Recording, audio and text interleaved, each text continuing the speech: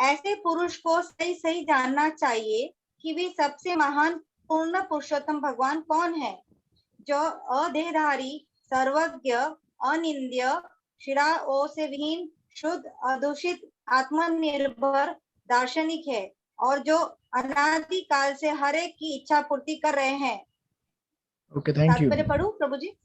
हाँ, मैं बताता हूँ आपको। तो इस श्लोक में ये कुछ भगवान के अलग अलग गुण दिए गए हैं। अगर आप एक एक वर्ड भी देखेंगे, even if you go to the word to word meaning, शुक्रम, वर्ड टू वर्ड मीनिंग देखिए, सबसे पहले लिखा हुआ है शुक्रम, यानी कि सर्वशक्तिमान। उसके बाद अकायम, अदेहधारी, यानी कि वो कोई भी देह धारण नहीं करते क्योंकि वो स्पिरिचुअल है। हम सब लोगों ने देह धारण किया हुआ है क्योंकि हम लोग भौतिक जगत में आए हुए हैं। उसके बाद अवर्णम, अनिंद्य, और इंटरेस्टिंग, अस्नाविरम, अस्नाविरम यानी कि नसों और शिराओं से रहित। उसके बाद शुद्धम, ये हम देखेंगे आगे जाके परपट में, शुद्धम, पूतरोधी या अपाप विद्धम, रोग निरोधी। तो आपको ये और हिंदी के शब्द है इसलिए ऐसा, बट एंटीसेप्टिक एंड या फिर सिंपल भाषा में रोग को अच्छा करने वाला और रोग रोकने वाला, उसका सिंपल भाषा में शब्द रहेगा अपाप विद्धम और शुद्धम। उसके बाद कवि, यानी कि सर्वज्ञ, सब कुछ जानने वाला, मनीषी, दार्शनिक, परिभू, सबसे बड़ा, और स्वयंभू, आत्मनिर्भर। तो ये सब भगवान के गुण है। इसी को प्रभुपाद इन परपोर्ट्स में वन बाय वन इलेबोरेट करेंगे। तो इस परपोर्ट के आप पॉइंट्स लिख लीजिए। टोटल इस परपोर्ट में हमने इसको डिवाइड किया है 4 पॉइंट्स में। सबसे पहला पॉइंट है तात्पर्य का सबसे पहला पैराग्राफ, उसको 1 नंबर दीजिए, टाइटल दीजिए भगवान का दिव्य रूप।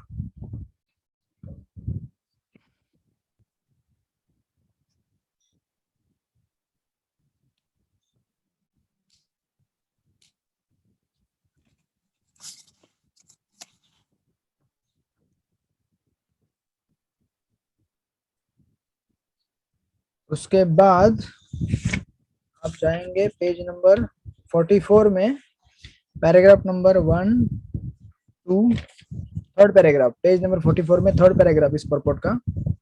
भगवान का पूज्य स्वरूप अर्च विग्रह, जिसकी स्थापना ऐसे प्रामाणिक आचार्यों द्वारा मंदिर में की जाती है, उसको 2nd नंबर दीजिए और टाइटल दीजिए अर्च विग्रह। अर्च विग्रह 2nd नंबर है ये, अर्च विग्रह।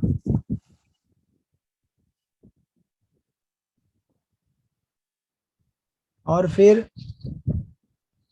थर्ड पॉइंट पेज नंबर 45 में है। 45 पेज में आपको दिखेगा पैराग्राफ भगवत गीता 9.11 to 12 में भगवान, उसके नीचे वाला पैराग्राफ, इस मंत्र में तथा अन्य अनेक वैदिक मंत्रों में यह स्पष्ट कहा गया है कि भगवान अनादिकाल से जीवों को सारी वस्तुएं प्रदान करते रहे हैं। मिल गया? इसको टाइटल देना है 3 नंबर का, भगवान किस तरह सबकी जरूरतें पूरी करते हैं। भगवान किस तरह सबकी जरूरतें पूरी करते हैं। This is the point number 3। भगवान किस तरह सबकी जरूरतें पूरी करते हैं।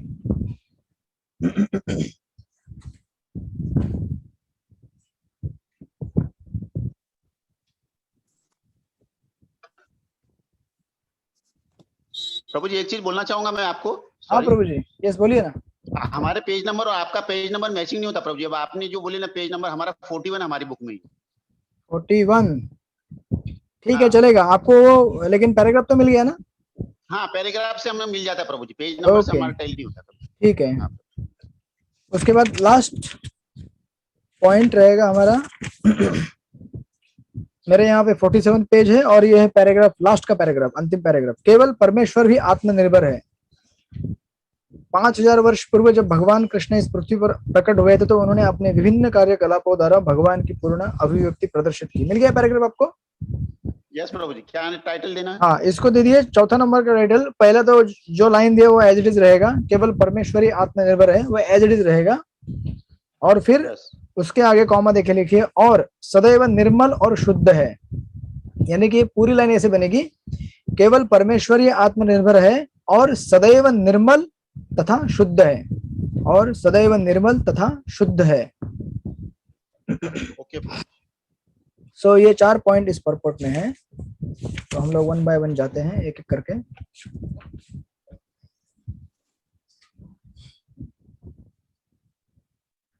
Okay, so let's take first point, भगवान का दिव्य रूप।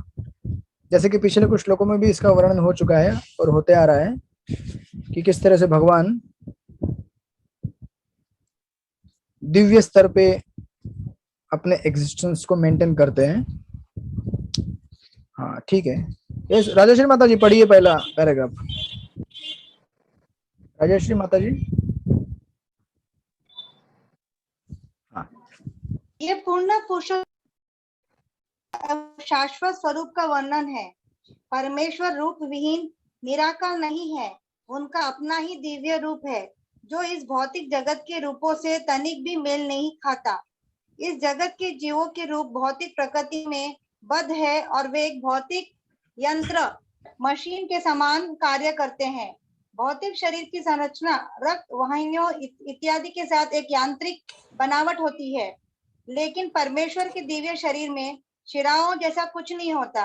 यहाँ यह स्पष्ट कहा गया है कि वे अदेहधारी है, जिसका अर्थ यह है कि उनके शरीर तथा आत्मा में कोई अंतर नहीं है, न ही वे प्रकृति के नियमों के अनुसार शरीर ग्रहण करने के लिए बाध्य होते जैसे कि हम होते हैं।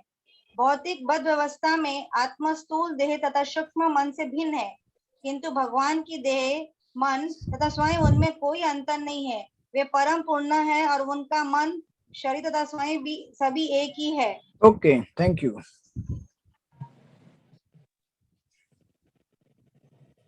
एक इंटरेस्टिंग शब्द यहाँ पे इस्तेमाल किया गया है। आप अगर just to save the time में परपट को जस्ट पैराफ्रेज कर रहा हूँ थोड़ा फास्ट फॉरवर्ड करने के लिए। जैसे हमने इसमें देखा है शब्द, एक तो सबसे पहला शब्द है अकाय, अकायम।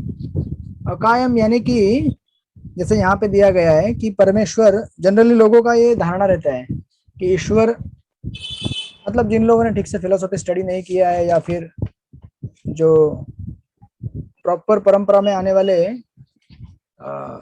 जो दर्शन शास्त्र है हमारे, उनका जिन्होंने अध्ययन नहीं किया है, उन लोगों का जनरली धारणा यह रहता है कि ईश्वर जो है वो निराकार और निर्गुण है, जैसे पिछले श्लोकों में जा चुका है निर्गुण शब्द।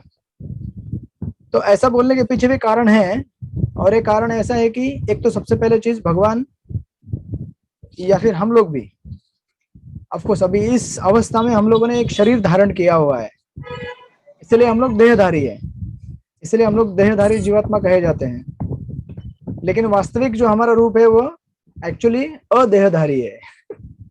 इसका मतलब ये नहीं कि फिर हमें देह नहीं है, तो हमें देह है, लेकिन वो कौन सा है? आध्यात्मिक देह है, स्पिरिचुअल।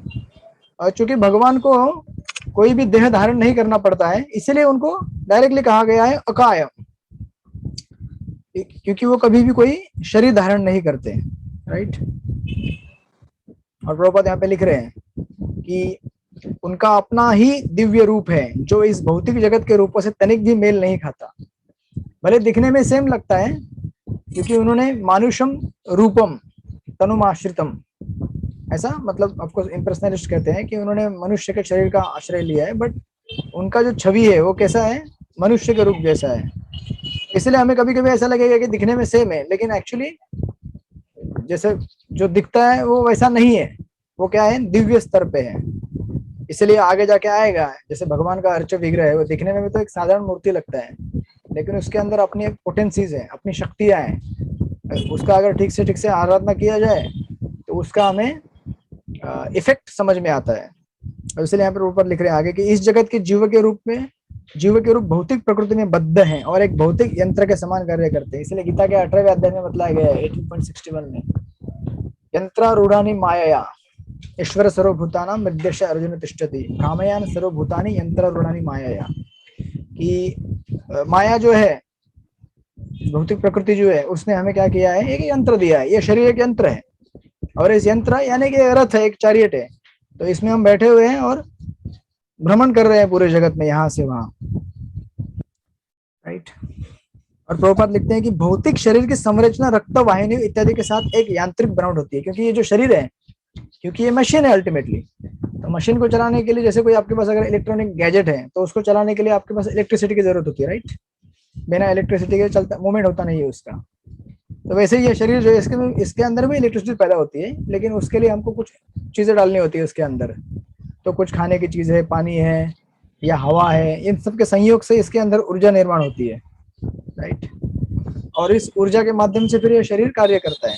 लेकिन अल्टीमेटली अगर आप ठीक से देखेंगे तो जब आत्मा इस शरीर को छोड़ के जाता है तो भले वो सब यंत्रणा साथ में रहती है, सब पदार्थ आते हैं, मतलब अगर किसी मृत शरीर को आपने अगर कुछ चीजें भी दी, मतलब पानी दिया, खाने की चीज उसमें डाल दी और हवा भी दिया, फिर भी वो एक्टिवेट नहीं होता है, क्योंकि उसके अंदर का जो चालक है वो निकल गया है, राइट।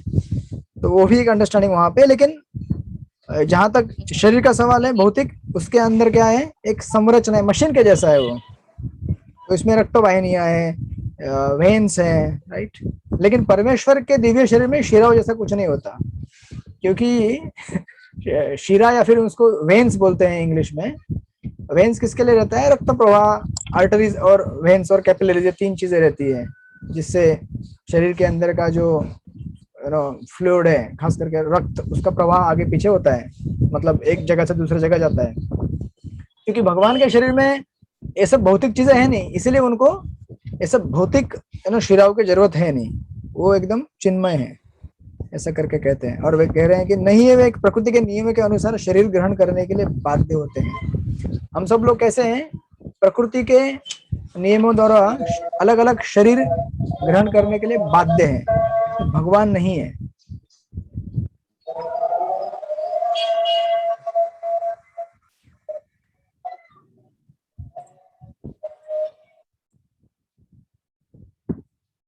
और प्रभुपाद यहाँ भी एक चीज लिख रहे हैं कि भौतिक बद्धावस्था में आत्मा स्थूल देह तथा सूक्ष्म मन से भिन्न है।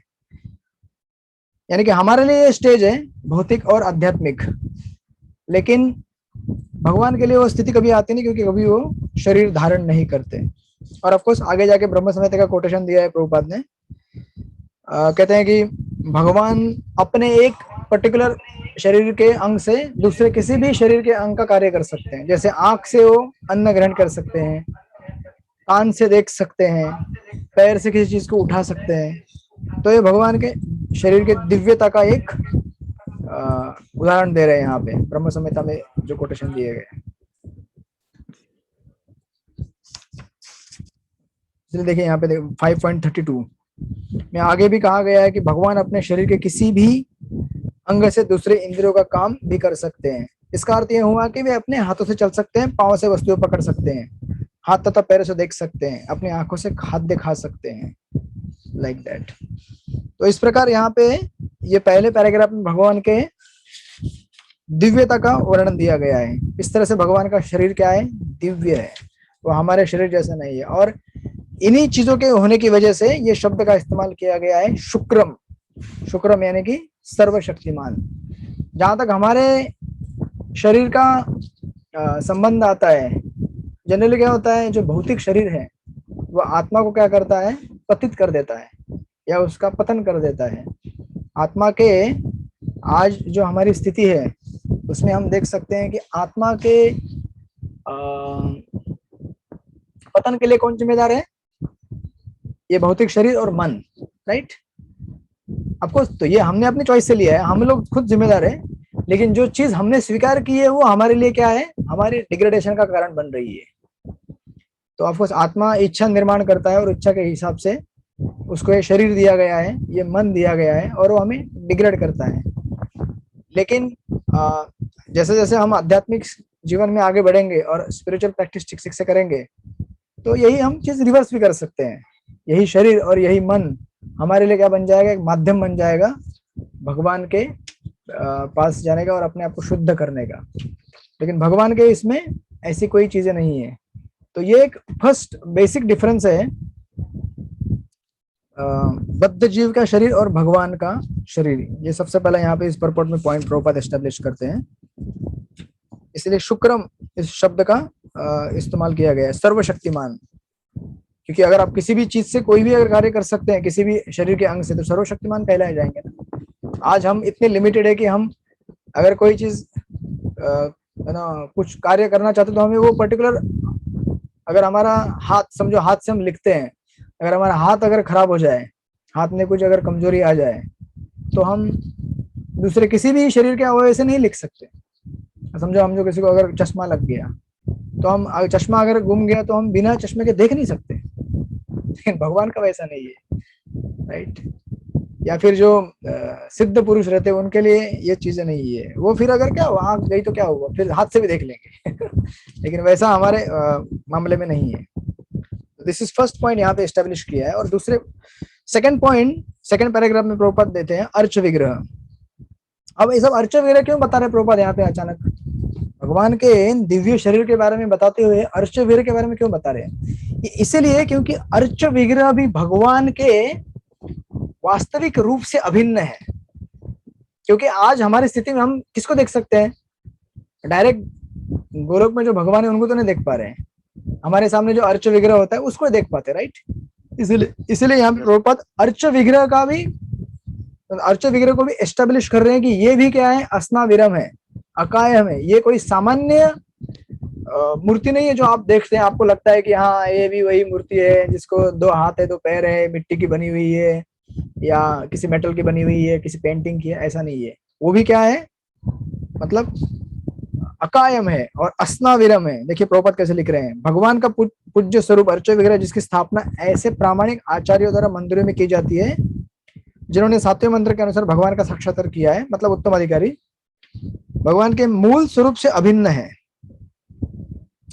और ऑफ कोर्स भगवान का मूल स्वरूप प्रभुपाद लिखते हैं कि श्री कृष्ण है, उसके बाद उनके जो असंख्य विस्तारित रूप आते हैं, सबसे पहले बलराम जी है, फिर उसके अनंत, फिर चतुर्वेद फर्स्ट जो अनिरुद्ध, संकर्षण, प्रद्युम्न, और उसके नेक्स्ट जो चतुर्थ क्वाड्रपुल निकलता है, और फिर उसमें से नारायण आते हैं, उस नारायण में से फिर ये असंख्य अवतार आते हैं, से बलदेव, राम, नृसिंह, सॉरी बलदेव तो कृष्ण के बाद आते हैं, फिर उसके बाद राम, नृसिंह, वरा आदि आदि, ये सारे स्वरूप एक ही भगवान है।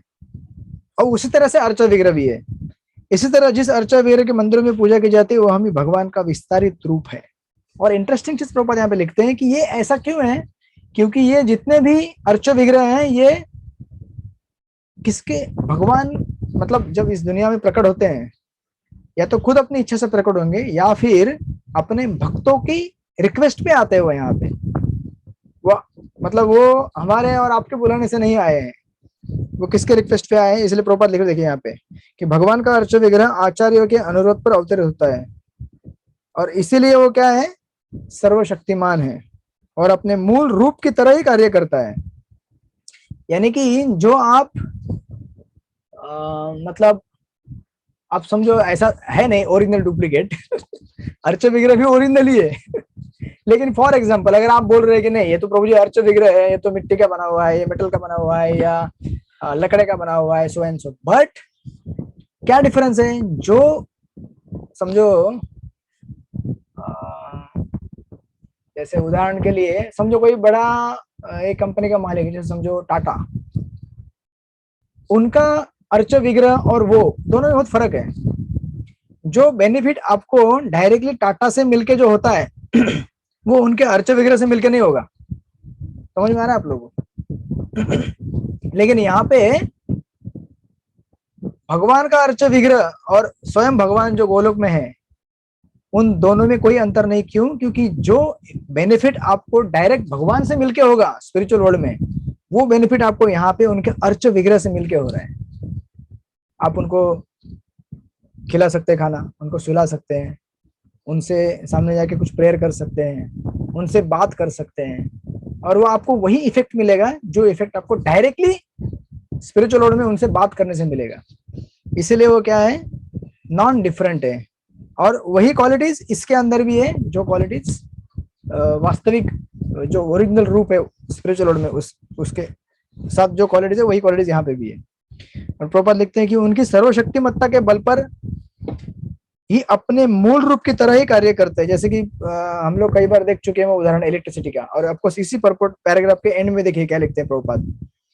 लिखते हैं कि ये जो मूर्ख लोग हैं जो भगवान के अर्च विग्रह को सामान्य मानते हैं वो जानते नहीं कि भगवान सर्वशक्तिमान तथा सर्वज्ञ होने के कारण इच्छानुसार जड़ को चेतन और चेतन को जड़ में बदल सकते हैं। यानी कि जितने भी वस्तुएं हैं उनके शक्ति के अधीन है, परा और अपरा। भूमि अप अनल वायु खंडन बुद्धि एवच। ये जो भूमि है, अप अनल वायु है, बेसिकली जो पंच महाभूत हैं, पृथ्वी जल अग्नि आकाश वायु, इसी के तो बने रहते हैं ना अर्च विग्रह, एक तरह से देखा जाए तो ये भगवान की शक्ति है। तो भगवान चाहे तो इसको जड़ से चेतन बना सकते हैं, और दूसरी कोई अगर चेतन वस्तु है उसको चेतन को जड़ बना सकते हैं। ये कैपेसिटी भगवान के पास है। इसलिए अर्च विग्रह क्या है, साधारण वस्तु नहीं है, वो भी भगवान के जैसा ही है। और ऐसे अर्च विग्रह को प्रभुपाद आगे भी क्लैरिफाई कर रहे हैं कि ऐसे अर्च विग्रह की या फिर भगवान के जो हम पूजा करते हैं, जिस मात्रा में हम उनको शरण जाएंगे उस मात्रा में उनको उनके प्रेजेंस का प्रूफ मिलेगा हमें। इसलिए प्रभुपाद देखिए क्या लिखते हैं आगे के पैराग्राफ में, लिखते हैं कि मानसिक तर्कवादियों के लिए भगवान कभी पूर्ण रूप में प्रकट नहीं होते। वे उनके प्रति व्यक्ति की शरणागति की मात्रा के अनुसार ही जाने जा सकते हैं। यानी कि जितना आप उनको फेथफुली स्वीकार करेंगे और उनकी सेवा करेंगे, पूजा करेंगे, उतनी मात्रा में क्या करेंगे, वो आपको रेसिप्रोकेशन देंगे। और आप बोलेंगे ठीक है, अर्च विग्रह है तो क्या है, चलेगा, गुरु महाराज ने कहा है, मंदिर से कहा है पूजा करो, चलो कर लेते, थोड़ा ऑस्पिशियसनेस क्रिएट होगा, तो आपको उतना ही बेनिफिट मिलेगा। लेकिन अगर एब्सोल्यूट फेथ है कि ये अर्च विग्रह मतलब वही स्वयं भगवान है, कोई अंतर नहीं इसमें, तो you also get the absolute benefit. ये यथा माम प्रपद्यन्ते ताम तथैव भजाम्यहम्। जैसा आप मुझे रेसिप्रोकेट करते हैं वैसा मैं आपको रेसिप्रोकेट करता हूँ, सरेंडर करते हैं वैसा। और इसलिए एक पॉइंट एस्टेब्लिश कर रहे हैं यहाँ पे, तीसरे पॉइंट में जाने के पहले प्रभुपाद, कि जीवों की पतितावस्था का एकमात्र कारण ईश्वर के साथ अपने संबंधों की विस्मृति ही है। बहुत ही सुंदर लाइन है कि हमारे इस पतित अवस्था का कारण क्या है, ये सब न जानना, भगवान की स्थिति क्या है, हम कौन है। यानी कि इन श्लोकों में या पिछले कई श्लोकों में जो भगवान के बारे में जानकारी दी गई है, अगर ये जानकारी जानने के बाद आप, जब तक हमको जानकारी नहीं होती कि अर्च वगैरह क्या है, भगवान की सेवा क्या है, या भगवान कौन है, तब तक हम लोग अज्ञान में रहते हैं, और तब तक हमें हमारे बारे में भी जानकारी नहीं मिलती कि हम कौन है एक्चुअली।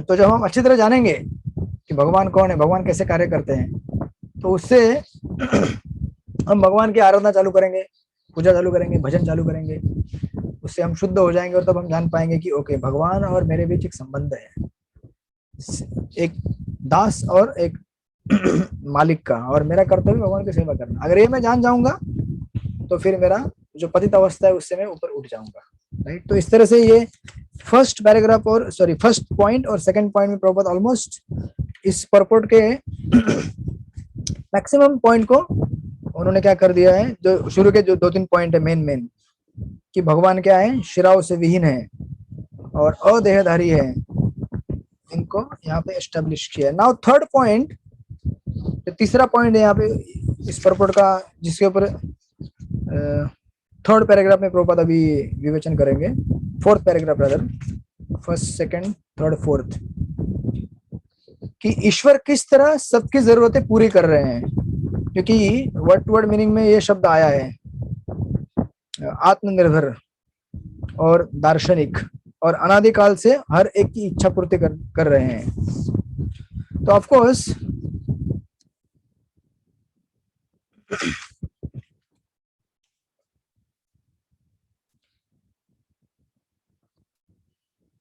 आप में से कोई एक पढ़िए। यस विनोद प्रभु, तीसरा पॉइंट का या तीसरे पॉइंट का पैराग्राफ पढ़िए, पहला पैराग्राफ। इस मंत्र में तथा अन्य अनेक वैदिक मंत्रों में यह स्पष्ट कहा गया है कि भगवान अनादिकाल से जीवों को सारी वस्तुएं प्रदान कर रहे हैं। जीव जो वस्तु चाहता है, भगवान उस जीव की योग्यता के अनुपात से उसे प्रदान करते हैं। यदि कोई मनुष्य उच्च न्यायालय का न्यायाधीश बनना चाहता है, तो उसे न केवल आवश्यक योग्यताएं अर्जित करनी होगी, अपितु उसे उस अधिकारी की सहमति भी प्राप्त करनी होगी जो उच्च न्यायालय के न्यायाधीश की पदवी प्रदान कर सकता है।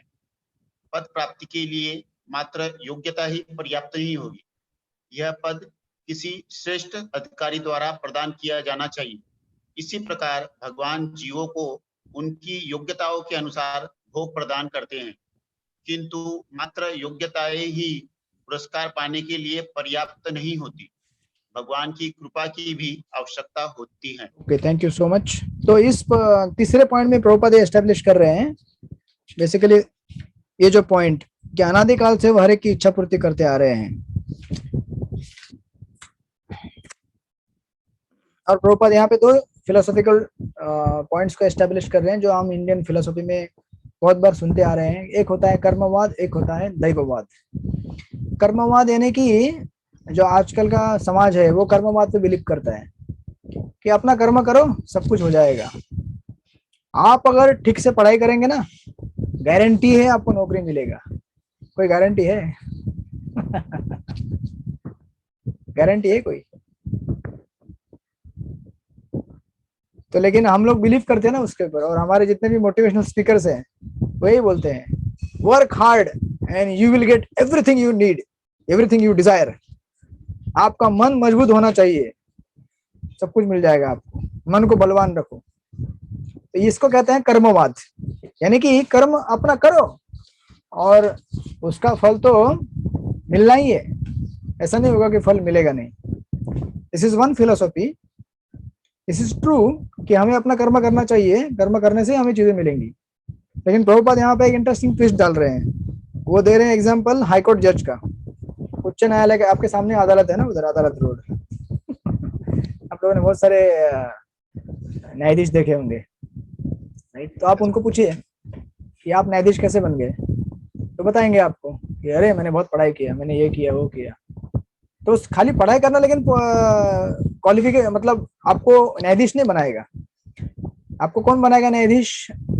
जो पहले कोई उच्च न्यायालय का न्यायाधीश रहेगा या फिर जो कोई भी मतलब गवर्नमेंट की अथॉरिटी रहेगी, जब तक वो आपको रिकॉग्नाइज नहीं करेगी कि हाँ ठीक है इन्होंने एग्जाम भी क्लियर कर लिया, अभी ये बन सकते हैं, तब तक वो नहीं बन सकते। इसलिए देखिए, तो एक चीज है कर्मवाद कि मैंने अच्छा पढ़ाई किया, मैंने सब कुछ किया, ये किया वो किया, तो अब मैं वकील बन सकता हूँ या फिर जज बन सकता हूँ। इतने में काफी नहीं होता है, आपको अभी दूसरे अथॉरिटी का सैंक्शन भी चाहिए। उसको बोलते हैं बेसिकली दैववाद। तो इंडिया में बेसिकली ये दो फिलोसॉफी प्रोमिनेंट है। एक तो कर्मवाद, कर्मवाद यानी कि कर्म करो तो हमको मिलना ही है। और कुछ लोग बोलते हैं अरे क्या कर्म वर्म करने का यार, जब भगवान देगा तभी होगा, तब तक कुछ नहीं करने का, बैठे रहने का। ये दो एक्सट्रीम फिलोसॉफीज आपने देखा होगा इंडिया में। खास करके जो वेस्टर्न वर्ल्ड है वो कर्मवाद के ऊपर रहता है, कर्म करो मिल जाएगा। और जो ईस्टर्न हमारी फिलोसॉफी है, अगर ठीक ठीक से नहीं समझा जाए तो लोग उसको मतलब समझते नहीं है ठीक से और कहते हैं कि सब कुछ भगवान के ऊपर है।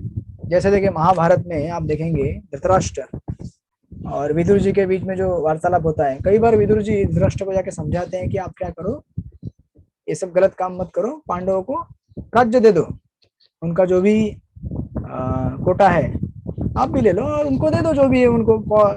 यहाँ तक कि उन्होंने तो अंतिम क्षण में तो केवल 5 ही गांव मांगे थे, राइट? तो इतना सब समझाने के बाद धृतराष्ट्र कहते थे अरे मैं क्या कर सकता हूँ, मेरे ऊपर इतना बड़ा दैव है, मैं छोटा सा शूद्र जीव हूँ, लेकिन दैव तो मुझसे बड़ा है ना। इतना बड़ा दैव जब मेरे ऊपर कार्य करेगा तो मैं क्या कर सकता हूँ? मैं कुछ नहीं कर सकता। जो भगवान की इच्छा से हो रहा है वो होगा ही होगा। तो इस तरह से वो क्या करते थे जस्टिफाई करते थे कि भगवान की इच्छा है। लेकिन वही अब विदुर जी को पता था ठीक से कि ये क्या कर रहे हैं, बेसिकली दैववाद की फिलोसॉफी का सहारा लेके क्या कर रहे हैं, अपने तरफ से एक्सक्यूज दे रहे हैं कि मुझे अपना कर्तव्य नहीं करना है। लेकिन यही धृतराष्ट्र आप अगर देखेंगे महाभारत में, तो जब पांडवों को जलाने के लिए उन्होंने वाराणसी में भेजा था, तो उस समय उन्होंने ये नहीं सोचा कि अरे मैं क्यों पांडवों को जलाऊं, पांडवों को भगवान की इच्छा से राज्य मिलना है और राजा बनने वाले हैं, बनने दो ना उनको। तो उस टाइम उन्होंने दैववाद फिलोसॉफी का सहारा नहीं लिया, राइट? लेकिन जब अपना काम बनाना होगा तो उस समय बोल रहे हैं कि अरे क्या करूं, मैं तो शूद्र जीव हूँ, जो डेस्टिनी में रहेगा वो तो होना ही है। तो विदुर जी उनको ठीक ठीक से समझ रहे थे और विदुर जी समझा रहे थे कि आप क्या कर रहे हैं, गलत काम कर रहे हैं, क्योंकि जान रहे थे कि डेस्टिनी वेस्टिनी तो ठीक है लेकिन आपके हाथ में भी है ना, आप भी कंट्रोल कर सकते हैं, आप नहीं कर रहे। लेकिन आप पुत्र के मोह में क्या कर रहे हैं, आप सेक्रीफाइस कर रहे हैं अपने प्रिंसिपल्स और वैल्यूज को।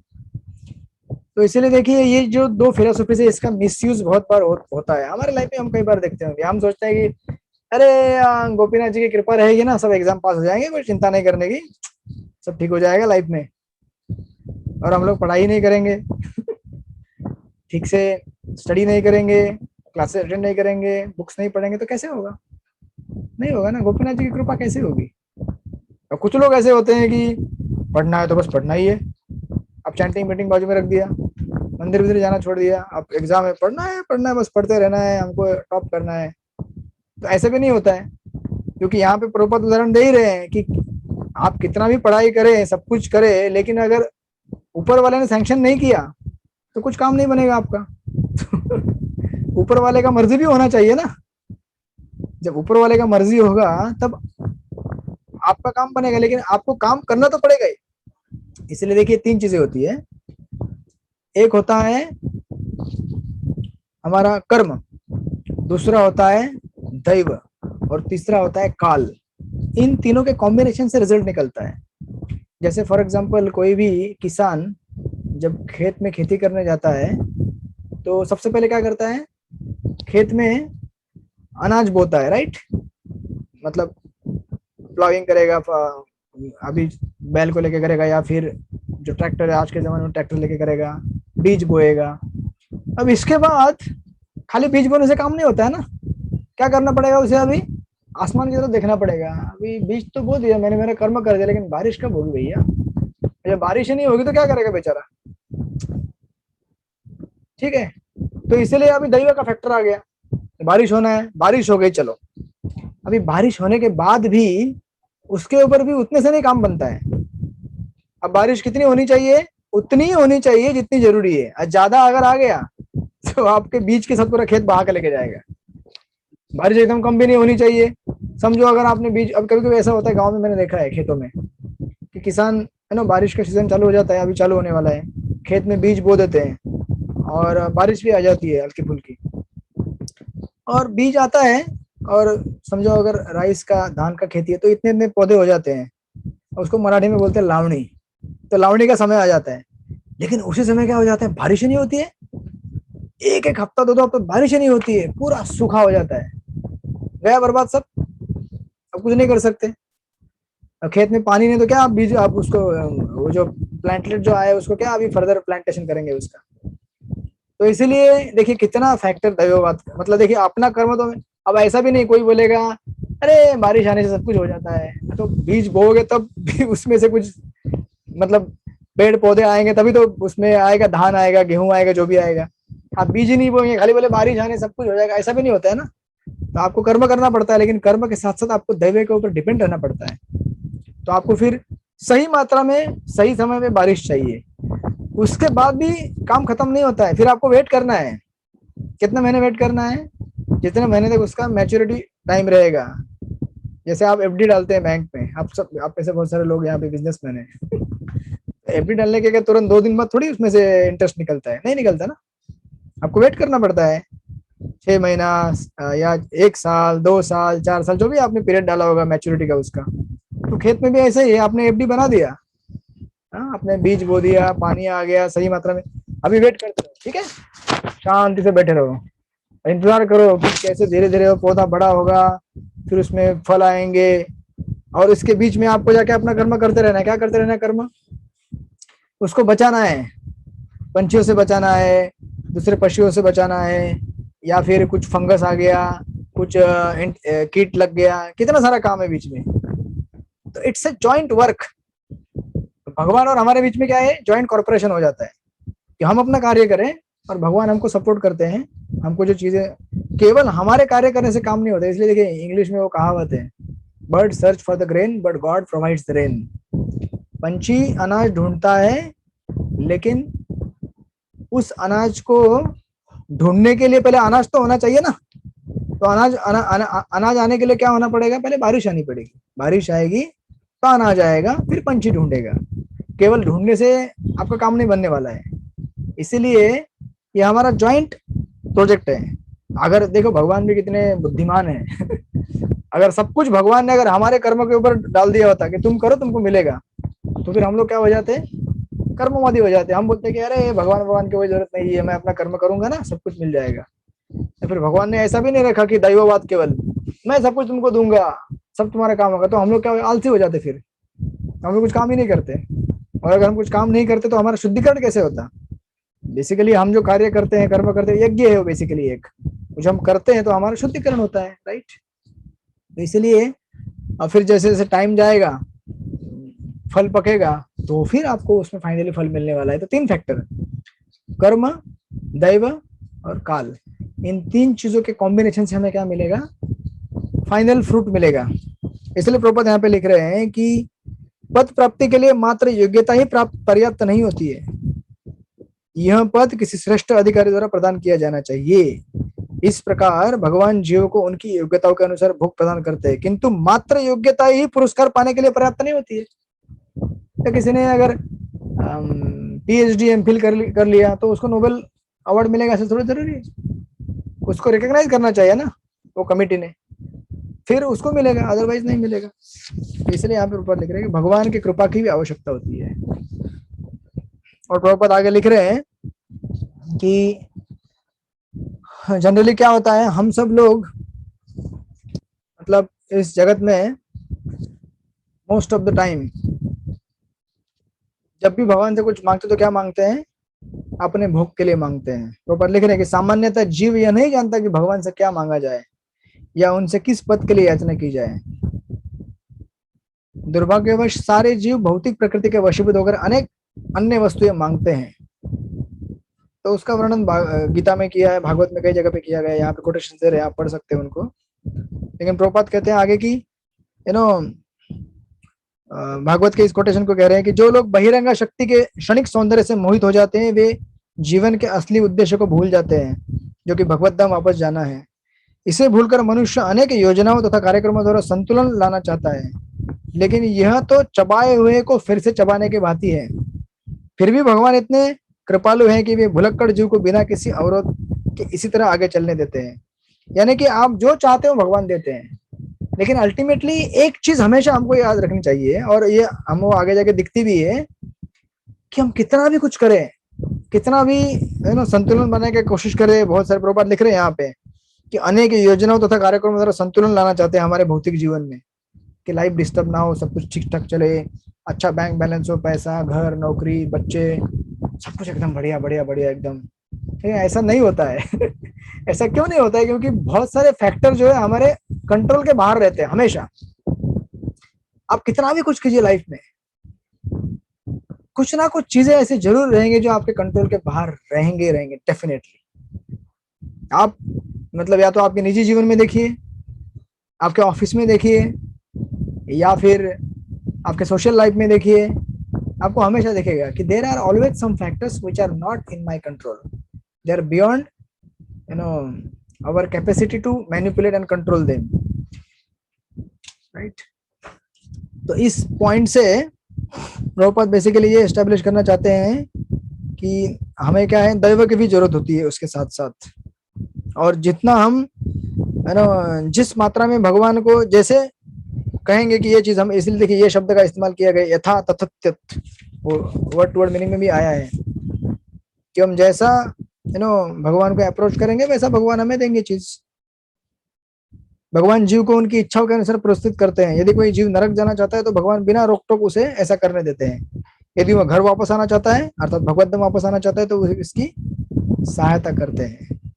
लेकिन हर जगह में हमको क्या है, उनकी सहायता की जरूरत पड़ती है, चाहे वो भौतिक क्षेत्र हो या आध्यात्मिक क्षेत्र हो।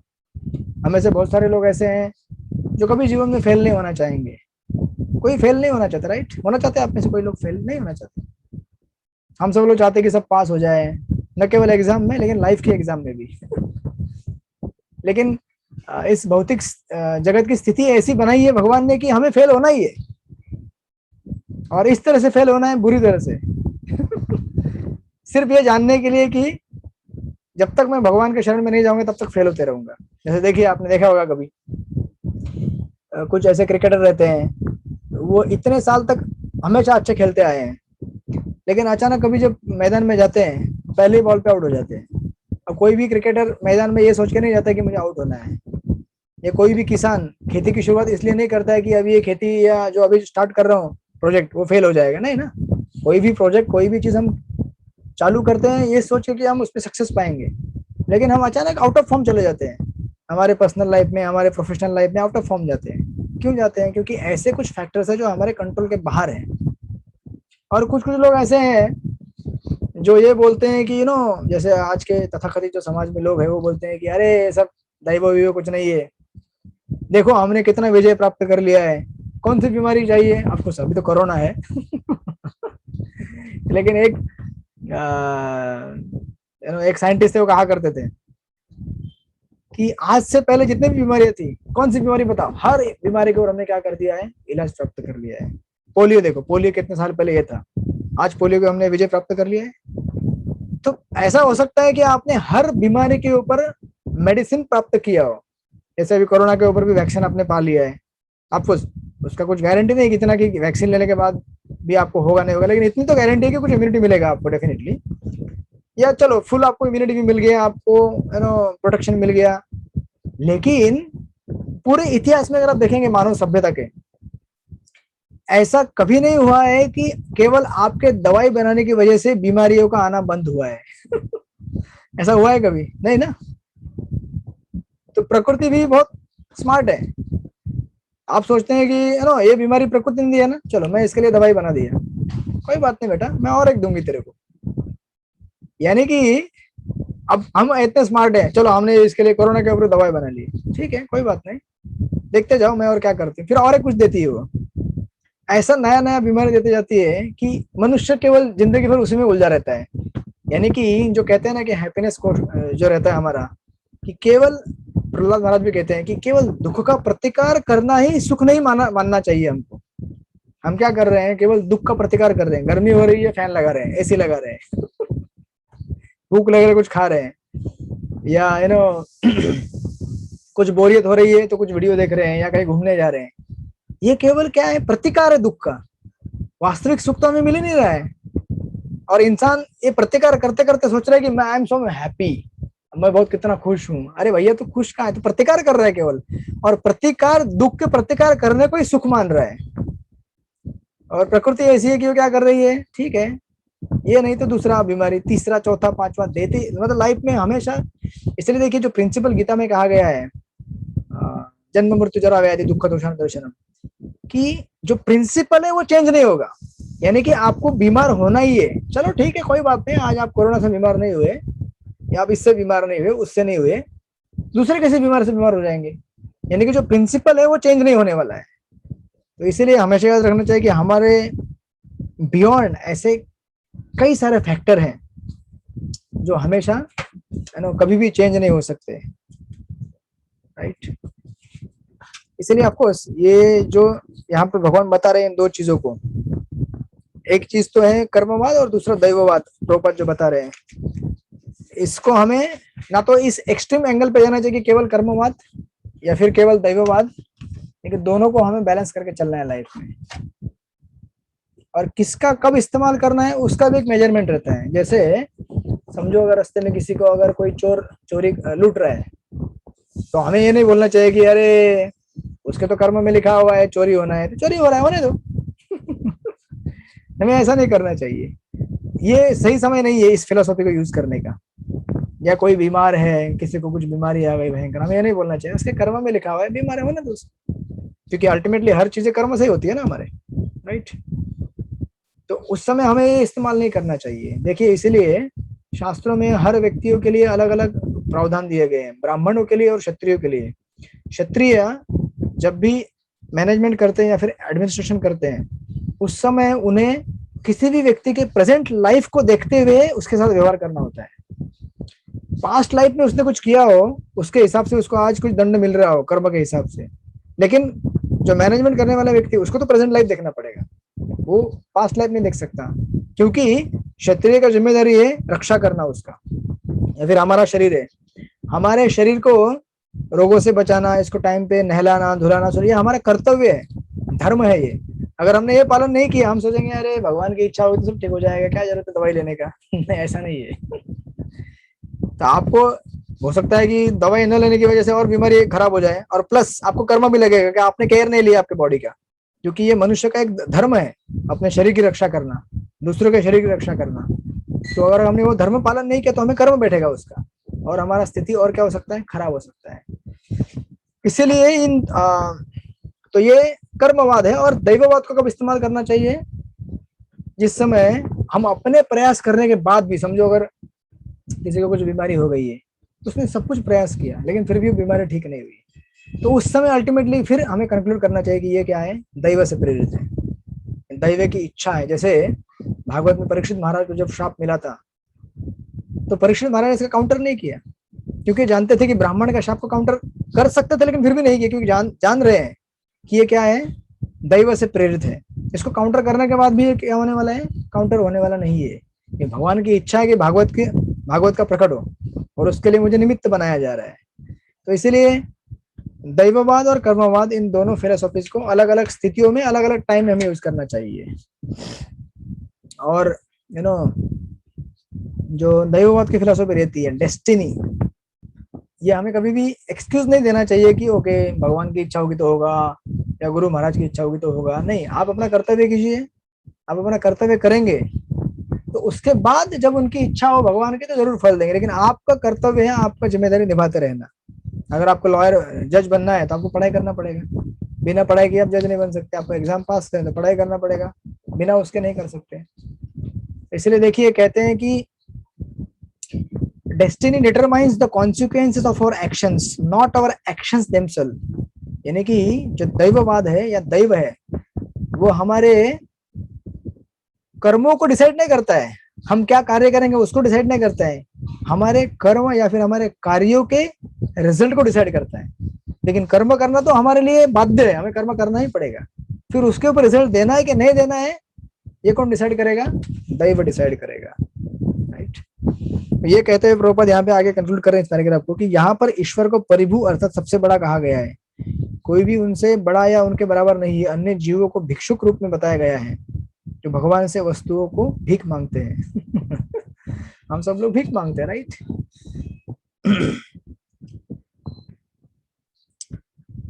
भगवान जीवों को उनकी इच्छित वस्तु प्रदान करते हैं। जीव यदि शक्ति में भगवान के समान होते अथवा यदि वे सर्वशक्तिमान तथा सर्वज्ञ होते तो भगवान के समक्ष याचना करने का, यहाँ तक कि तथाकथित मुक्ति मांगने का प्रश्न न उठता। बेसिकली ये काउंटर कर रहे हैं निर्विशेषवादी फिलोसोफर्स को, जो इम्पर्सनल फिलोसोफर्स हैं। आपने सुना हुआ है गाना, अजगर करे न चाकरी, पक्षी करे न काम। सुना है आप लोगों ने? सुना है गाना? नहीं सुना है? नहीं प्रभु जी। अरे आप लोग तो राजस्थान से है ना, आप में से कितने लोग राजस्थान से? अच्छा, 5-6 जने। 5-6 जने काफी है। मुलुक दास करके एक ये है, कवि है, भगवान के भक्त है। वो कहते हैं सबके दाता राम। एक गाना भी है पुराना, हिंदी मूवी का, दाता एक राम बाकी दुनिया सब भिखारी, ऐसा करके गाना एक है। बेसिकली हम सब लोग क्या है, जो भी अवस्था में हो, मतलब आप बड़े हो छोटे हो, आप फाइनेंशियल मजबूत हो ना हो, लेकिन हम सब अल्टीमेटली क्या है, भगवान के सामने एक भिखारी के जैसे ही है। हम उनसे चीजें मांगते हैं। और यहाँ तक कि जो हाईएस्ट लेवल है, इम्पर्सनलिस्ट जो रहते हैं, निर्विशेष ब्रह्मवादी, वो भी क्या करते हैं, भगवान से मुक्ति के लिए भीख मांगते हैं। राइट। तो ये बताने की कोशिश करें प्रभुपाद की, अगर हम भीख मांगते तो हम क्या है, भगवान से छोटे हैं ना, हम भगवान कभी बन नहीं सकते। जो मायावाद फिलोसफी उसको यहाँ पे रिफ्यूट कर रहे हैं। तो इस तरह से ये पॉइंट नंबर, मुझे जस्ट केवल 10 मिनट दीजिए, इसको अपन 5 या 7 मिनट इसको पूरा कर देंगे। एक लास्ट का पॉइंट बाकी है इसमें।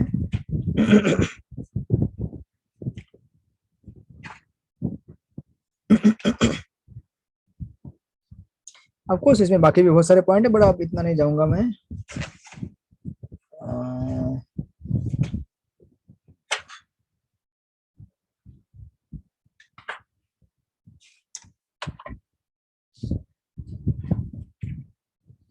एक चीज आपको एपिसोड सुनाता हूँ।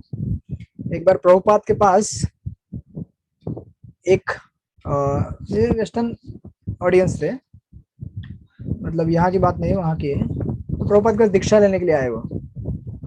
तो प्रभुपाद के बाकी शिष्य कह रहे थे कि अरे ये शिष्य मतलब दीक्षा लेने के लायक नहीं है, ये इनको दीक्षा नहीं लेना है, ऐसे टाइम पास करने के लिए आए, आप उनको क्यों दीक्षा दे रहे प्रभुपाद। लेकिन वो जो व्यक्ति आया था वो प्रभुपाद को बोल रहा था बार बार कि मुझे आपसे इनिशिएशन लेना है। तो प्रभुपाद ने बोला ठीक है आ जाओ, कल इनिशिएशन सेरेमनी होने वाला है, तो आप भी बैठ जाओ यज्ञ में। वो आ गए और यज्ञ भी हो गया, इनिशिएशन हो गया, सब कुछ हो गया। फिर उसके बाद कुछ दिन बाद वो व्यक्ति छोड़ के चला गया इसको। तो बाकी सब शिष्य प्रभुपाद से कहने लगे कि अरे आप, हमने आपको बोला था प्रभुपाद, वो दीक्षा विक्षा लेने आ रहा है, टाइम पास करने आ रहा है। उसने देखी, वो देखो छोड़ के चला गया, क्यों दिया आपने दीक्षा उसको? तो प्रभुपाद बोले कि अरे मैंने कब उसको दीक्षा दिया, मैंने दीक्षा दिया ही नहीं है। तो इसका मतलब क्या है? बेसिकली इसका कहने का अर्थ ये है कि जब उसने स्वीकार ही नहीं किया उनको गुरु के रूप में, तो फिर उसने कभी दीक्षा लिया ही नहीं।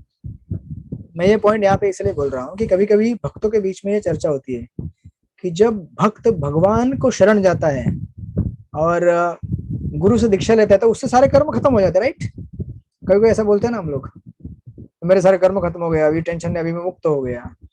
लेकिन फिर भी हम देखते हैं कि फिर भी हमको बीमारी आती है, हमारे को जगह ना फाइनेंशियल लॉस होता है, ये होता है, मतलब लाइफ में ट्रबल्स खत्म हो जाए। हम बोलते हैं अरे दीक्षा लिया मैंने तो अभी क्यों नहीं हो रहा है खत्म। मतलब आप में से कुछ लोगों ने दीक्षा लिया होगा या कुछ लेने वाले होंगे, तो पहले से क्लैरिफिकेशन लीजिए। दीक्षा लेने से ऐसा तो फैक्ट है कि हम गुरु से जब शरण जाते हैं, जब भगवान की पूजा करते हैं, तो हमारे कर्म गुरु ले लेता है, राइट? और हमको फ्रेश मतलब पोछ पाछ के धो के अच्छा फ्रेश बना देता है। लेकिन ये है ना, साफ होना या फिर अच्छा होना किसके ऊपर निर्भर करता है? जितना मात्रा में हम उनको शरण जाते हैं। अगर हम उनको शरण ही नहीं जाते हैं तो फिर हम हमारे कर्म क्यों लेंगे वो? It's not a physical process. ये कोई ऐसा ये नहीं है कि मैंने साबुन लगाया और मेरा मिट्टी बॉडी का निकल गया। ये क्या है? It's a heart to heart connection. जब हमारा कनेक्शन बनेगा गुरु के साथ, हम उसको शरण जाएंगे, तभी हमारे कर्म साफ हो सकते हैं। जितना हम शरण जाएंगे उतना, और उतनी मात्रा में फिर हमारे जीवन की जो त्रिताप है या फिर जो चीजें वो खत्म होते जाएंगी। अदरवाइज हम लोग कभी कभी वंडर करते रहते हैं कि मैं गुरु को शरण गया, मेरे कर्म अभी खत्म नहीं हो रहे हैं, राइट? ये पॉइंट मैंने इसलिए बताया कि ये कर्मवाद और दैववाद दो चीजों को उसके संबंध में आता है ये, क्योंकि हम सोचते हैं कि मैंने गुरु को शरण गया तो अभी सब कुछ ठीक है, मेरा लाइफ एकदम अच्छा होगा, सब कुछ ठीक अच्छा तो होगा डेफिनेटली। लेकिन जैसे उदाहरण दिया है यहाँ पे कि उस व्यक्ति ने, प्रभुपाद कहा कि मैंने तो कभी उसको इनिशिएशन दिया ही नहीं, वो तो केवल यहाँ पे आके देखना चाहता था कि इनिशिएशन क्या चीज होती है, हरे कृष्णा वाले क्या है, देख लिया उसने, चला गया। उसने मुझे सही से गुरु माना ही नहीं, तो फिर मैं उसका गुरु कभी बना ही नहीं, समथिंग लाइक दैट। तो हम ऐसा हो सकता है कि हम इस्कॉन में आ भी जाएं और दीक्षा भी ले, लेकिन कभी इस्कॉन के सदस्य बने ही नहीं, क्योंकि हमने उसे हार्ट से स्वीकार किया ही नहीं, समथिंग लाइक दैट।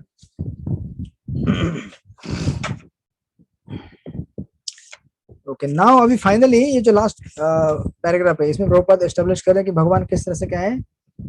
एक तो चीजें आत्मनिर्भर है, जो कि वर्ड टू वर्ड मीनिंग में ऑलरेडी शब्द आके जा चुका था, और दूसरा अपाप विद्धम, वो क्या है? सदैव निर्मल और शुद्ध है। तो पहली चीज है आत्मनिर्भर। आत्मनिर्भर यानी कि यहाँ पे प्रभुपाद लिख रहे हैं कि 5000 वर्ष पूर्व जब भगवान कृष्ण इस पृथ्वी पर प्रकट हुए, तो उन्होंने अपने विभिन्न कार्यकलापों द्वारा भगवान की पूर्ण अभिव्यक्ति प्रदर्शित की। अपने बाल्यावस्था में उन्होंने अनेक असुरों को मार डाला, जैसे यहाँ पे नाम दिया अगासुर, बकासुर, शक्टासुर वगैरह वगैरह। उन्हें गोवर्धन पर्वत भी उठाया। ये सब करने के लिए भगवान को किसी बाह्य वस्तु का सहायता लेना नहीं पड़ा। उन्हें कहीं जिम में जाकर जिम्नास्टिक नहीं करना पड़ा उनको, या फिर उनको नो असुरों को मारने के लिए कोई ट्रेनिंग नहीं लेना पड़ा, किसी मिलिट्री ट्रेनिंग, कोई आर्मी ट्रेनिंग, ये सब नहीं लेना पड़ा उनको। और उनके अंदर अपने से शक्तियां हैं, इसलिए उनको क्या कहा है? आत्मनिर्भर कहा गया है। और साथ ही साथ भगवान, अभी प्रभुपाद भगवान के उन पॉइंट्स को भी एस्टेब्लिश कर रहे हैं जिससे हमें कभी कभी लगता है कि भगवान दूषित है या दूषित हो गए हैं। जैसे भगवान ने क्या किया? रासलीला किया, राइट? और रासलीला ऐसी चीज है जो चैतन्य महाप्रभु इतने बड़े सन्यासी होते हुए भी, ऑफकोर्स वो स्वयं कृष्ण है, लेकिन सन्यासी के रोल में वो खुद भगवान के इन लीलाओं का गान गाते थे। अभी देखा जाए तो एक स्त्री और पुरुष के बीच का संबंध कहा जाएगा, लेकिन वो कोई साधारण संबंध नहीं है, वो दिव्य स्तर पे है। इसीलिए देखिए, उसको ही एस्टेब्लिश करने के लिए प्रभुपाद यहाँ पे लिख रहे हैं कि भगवान क्या सदैव शुद्ध और अदूषित है। उन्हें शुद्धम अर्थात शुद्ध तथा अपवित्रम पापों से मुक्त करने वाला वर्णित किया गया है। और सुंदर उदाहरण देते हैं यहाँ पे आगे जाके कि किस तरह से वो अपाप विद्यम है। कहते हैं जिस तरह से सूर्य रहता है ना, अगर समझो सड़क पे किसी ने अगर मल मूत्र और विष्ठा अगर छोड़ दिया होगा, तो सूरज की रोशनी उसको क्या करती है, पूरी तरह सुखा देती है, उसमें से पूरा नो सुखा के उसको साफ कर देती है। लेकिन सूर्य खुद दूषित होता है क्या? नहीं होता है ना। उसी तरह से भगवान हमारे अंदर जितनी भी गंदगी है, कचरा है, सबको साफ कर देते हैं, लेकिन वो कभी अशुद्ध नहीं होते। तो ये भगवान की एक प्रॉपर्टी। इसलिए देखिए दो शब्द इस्तेमाल किए गए यहाँ पे। एक शब्द है अब इंग्लिश में मैंने वहां पढ़ा है, तो यहाँ पे इंग्लिश में लिखा हुआ है, one thing is prophylactic and another is antiseptic. यानी कि यहाँ पे सिंपल भाषा में अगर कहेंगे कि एक होता है प्रिवेंटिव मेडिसिन। प्रिवेंटिव यानी कि क्या, जो हमारे रोग को रोकता है। अगर भगवान के संपर्क में रहेंगे तो हमें, और हाँ यस बोलिए, क्या बोल रहे थे? बचाव करता है, प्रिवेंटिव बचाव करता है, बचाव। तो हाँ यस। तो अगर हम भगवान के संपर्क में रहेंगे तो हम माया से बचेंगे, फर्स्ट थिंग। और एंटीसेप्टिक यानी कि क्यूरेटिव, और अगर हमको पहले से कुछ बीमारी है तो ठीक होती जाएगी। ये भगवान के अंदर का क्या है, गुण है। इसलिए देखिए अगर आप ये पढ़ेंगे हरे वो जो क्या नाम उसको बोलते हैं, नामाष्टकम क्या बोलते हैं, हरे नामाष्टकम, उसमें एक वर्ष आता है, मंगलोपि मंगलम पावनमपि पावनम हरेर नाम एव केवलम। ये भगवान का नाम ऐसा है। क्या है ये? मंगलोपि मंगलम, यानी कि हमेशा क्या करता है, ऑस्पिशियसनेस लाता है, शुभ चीज लाता है। और पावनम, पावनम यानी कि क्या है, प्यूरिफायर है, ये हमेशा प्यूरिफाई करता है। It's something like vaccine. आप लोगों ने, बहुत सारे लोगों ने वैक्सीन लिया होगा कोरोना का। तो वैक्सीन क्यों लिया जाता है? इसीलिए ताकि फ्यूचर में कोई बीमारी ना हो, राइट। आपको फ्यूचर की बीमारी को रोकता है ना वो। और प्लस पहले से अगर कुछ बॉडी में इंप्योरिटी रहेगा उस पर्टिकुलर बीमारी का, तो उसको भी दूर कर देगा वो। तो इसका डबल इफेक्ट रहता है। इस तरह से यहाँ पे ये एस्टेब्लिश कर रहे हैं कि भगवान क्या है, वो दोनों तरह से एक्ट करते हैं। एक तो वो प्यूरिफायर भी है, शुद्ध कर देंगे, और दूसरा क्यूरेटिव, यानी कि अगर कोई पहले से बीमारी है तो उसको शुद्ध कर देंगे।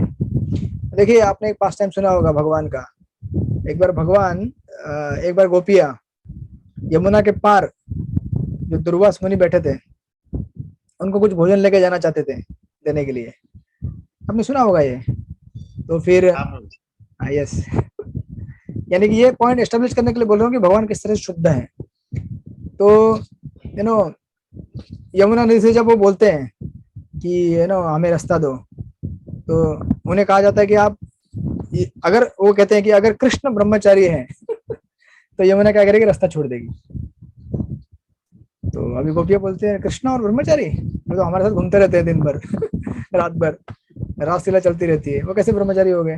फिर भी यमुना रास्ता छोड़ देती है, वो चले जाते हैं राइट उस तरफ, और अब उस तरफ से इस तरफ आना है वापस। तो दुर्वास मुनि कहते हैं कि दुर्वास मुनि को सब भोजन भेजन दिया, सब कुछ हो गया, अभी यमुना से उस तरफ वापस जाना है। तो कहते हैं कि अगर दुर्वास मुनि निराहारी है तो यमुना रास्ता छोड़ देगी।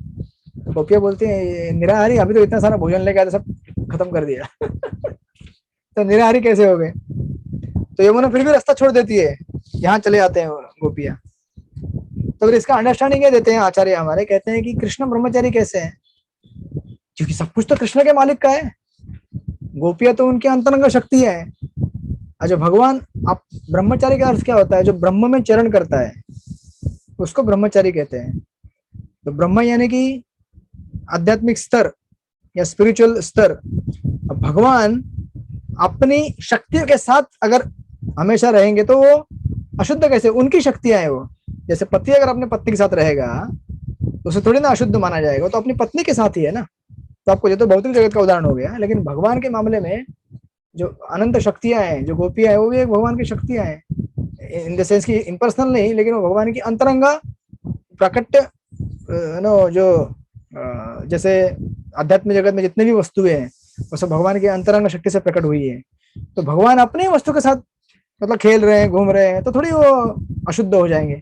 इस तरह से वो क्या है, खुद ब्रह्मचारी है और दूसरा दुर्वास मुनि, क्योंकि दुर्वास मुनि एक ही जंगल में रहते हैं, यहाँ वहां घूमते हैं, जब कुछ मिलेगा तो खाते हैं, नहीं मिलेगा तो कुछ खाते नहीं।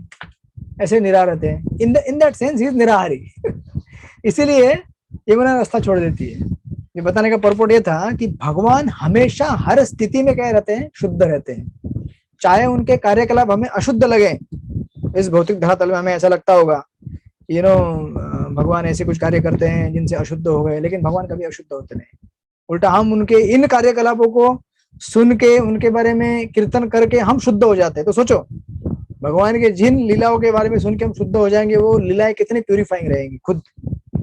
तो इस तरह से प्रभुपाद यहाँ पे इस पर्पट को कंक्लूड कर रहे हैं। अंत में लिखते हैं कि यहाँ पे ऊपर एक पॉइंट भी दिया गया है, अपापविद्धम शब्द उनके सांसर्गिक शक्ति को बताने वाला है।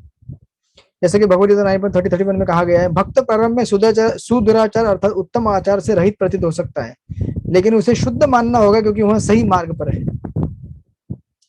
यानी कि कभी कभी हो सकता है भक्तों के जीवन में कुछ फॉल्ट दिखे आपको, कुछ गलतियां दिखे, लेकिन फिर भी उन्हें हमें क्या मानना चाहिए, साधु रहे वैसे मंतव्य समय व्यवस्थित ही स, कि वो सही रास्ते में है, इसलिए वो साधु है, क्योंकि वो एक दिन साफ हो जाएंगे, भले आज ऐसा लग रहा है कि साफ नहीं है। और ये क्यों होता है, हमें प्रभुपाद लिख रहे हैं कि यह भगवान की संगति की अपापविद्धम प्रकृति के कारण है। भगवान अपापविद्धम है क्योंकि उन्हें पाप छू नहीं सकता। यदि वे इस तरह के कार्य भी करें जो पाप पूर्ण प्रतीत होता है, जैसे रासलीला, हमें लगता है कि पाप पूर्ण है, लेकिन वो वैसा है नहीं, तो भी ऐसे कर्म शुभ होते क्योंकि पाप द्वारा उनके प्रभावित होने का प्रश्न ही नहीं उठता। राइट, तो सूर्य का उदाहरण नीचे दिया हुआ है। इस तरह से अल्टीमेटली प्रभुपाद कहते हैं कि तो हम सर्वशक्तिमान भगवान की शुद्धि करने की शक्ति की कल्पना भी नहीं कर सकते। अगर सूरज की इतनी शक्ति है कि रास्ते में पड़ा हुआ मल मूत्र गंदा उसको साफ कर देता है बिना खुद गंदा हुए, तो सोचो भगवान की कितनी शक्ति रहेगी।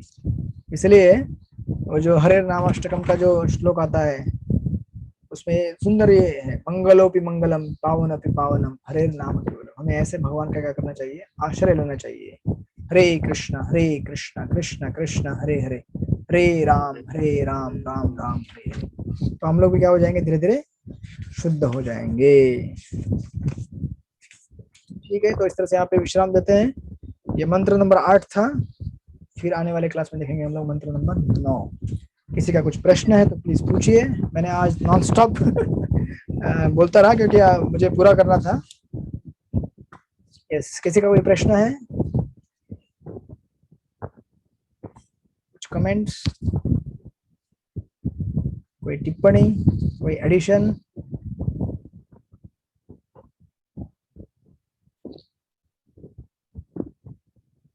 नहीं। Thank you. आप सब लोग ठीक हैं? सब लोग एकदम बढ़िया? आप सब लोगों ने इंजेक्शन ले लिया? बहुत दिन मिस करे प्रभु जी। हाँ, आपको यस, बहुत दिन मिस करे प्रभु। अच्छा, तो ठीक है, कोई बात नहीं, हमारी वापस मुलाकात हो गई। भागवत के सप्तम स्कंद में कहीं तो उदाहरण देते हैं कि ये जगत एक होटल जैसा है। लोग आते हैं एक होटल में, पानी पीते हैं, चाय पीते हैं, आपको हम लोग हर्बल टी पीते हैं, बड़ा पाव खाते हैं, समोसा खाते हैं, फिर वो लोग वहां से गायब हो जाते हैं। फिर कौन सा आदमी कहाँ गया किसी कुछ मालूम नहीं। तो हम सब लोग आए हैं यहाँ पे एक साथ, इस कोर्स में आए हैं। कोर्स पूरा होते हैं हम लोग अपने अपनी दिशा में चले जाएंगे, जहाँ पे भगवान हमको सेवा के लिए निवृत्त कर देंगे। लेकिन ऑफकोर्स हम लोग सब जुड़े रहेंगे प्रभुपाद के माध्यम से, एक हमारा सेंट्रल पॉइंट है।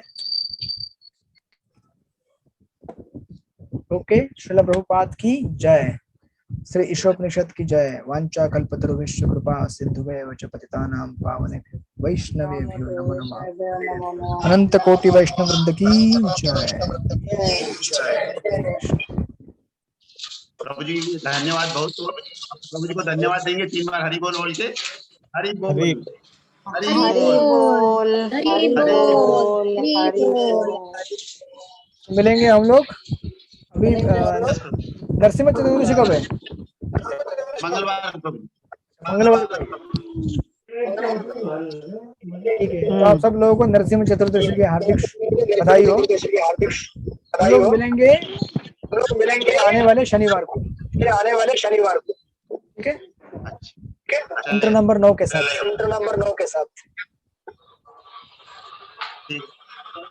एग्जाम प्रभु जी शनिवार को रहेगी। मंत्र नंबर 7 और 8 के ऊपर। यस प्रभु। हरे कृष्ण। चलिए।